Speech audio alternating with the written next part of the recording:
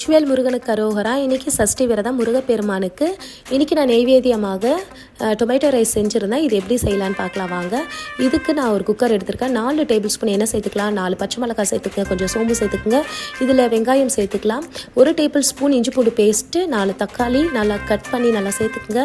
இதில் உப்பு சேர்த்துக்குங்க, கொஞ்சம் மஞ்சள் தூள் சேர்த்துக்குங்க, 1 டேபிள் ஸ்பூன் மிளகாத்தூள் மிக்சட் மிளகாத்தூள் சேர்த்துக்கலாம், கொஞ்சம் கொத்தமல்லி கொஞ்சம் புதினா சேர்த்து நல்லா மிக்ஸ் பண்ணி ஒரு டம்ளர் தண்ணி சேர்த்து மூடி போட்டு 3 விசில் வர வரைக்கும் விட்டுருங்க. அதுக்கப்புறம் இதில் பார்த்திங்கன்னா ஓப்பன் பண்ணி இதில் நெய் 1 டேபிள் ஸ்பூன் சேர்த்துக்கலாம். சேர்த்துட்டு நல்லா மிக்ஸ் பண்ணிக்கோங்க. இப்போ நான் ரைஸ் ஆல்ரெடி வேக வச்சு வச்சுருக்கேன், அதை கூட சேர்த்து நல்லா மிக்ஸ் பண்ணிக்கோங்க. அவ்வளோதான், டொமேட்டோ ரைஸ் ரெடி ஆகிடுச்சு.